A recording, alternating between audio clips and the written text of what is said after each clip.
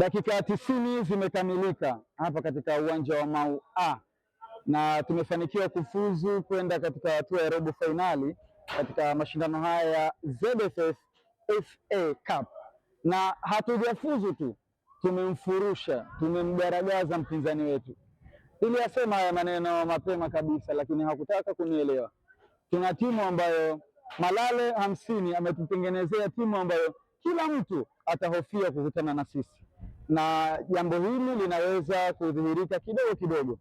Toka turudi kwenye mapumziko ya Ramadhan, hakuna mpinzani ambaye nyavu zake hatujazitikisa. Hii inaonyesha ni ubora kiasi gani tumeimarika katika eneo la forwarding au la finishing ambalo lilikuwa linatupa tabu, lakini katika eneo la defending tumeimarika kwa sababu tumepunguza ile gap ambalo lilikuwa linatuathiri.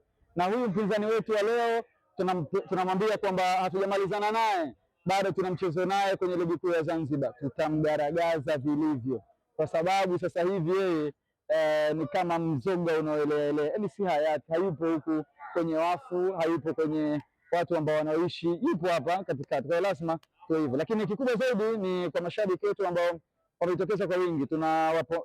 Tunawapa pongezi kubwa sana kwa kujitokeza, lakini jambo kubwa zaidi tunataka tuwaambie kuwa wajiandae kuishangilia timu yetu kwa nguvu kubwa sana, kwa sababu mbele yetu wiki ijayo tutacheza mashindano ya Kombe la Muungano. Mashindano haya ambayo tumedhamiria vilivyo msimu huu kwamba tusiishie hatua ya awali, na hawa wapinzani wetu ambao tunakutana nao kwenye mashindano haya lamba, tunawaheshimu lakini hatuwaogopi. Tunawaambia kuwa wajiandae, na sisi tunajiandaa kuja kuwapa mechi kweli kweli, na tunaamini this season itakuwa season yetu.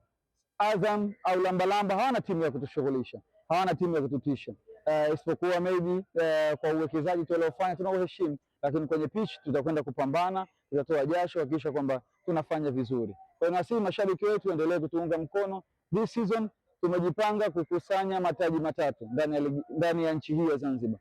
La kwanza ni ligi kuu Premier League, la pili ni ZFF FA Cup, lakini la tatu ni ile Kombe la Muungano. Kwa hiyo tuna ari tunayo, nguvu tunayo, lakini ile shauku ya kupambania haya mambo pia tunayo. Kwa hiyo tunasihi mashabiki wetu waendelee kutuunga mkono, kuhakikisha kwamba wanatupa support ili tuendelee kufanya vizuri.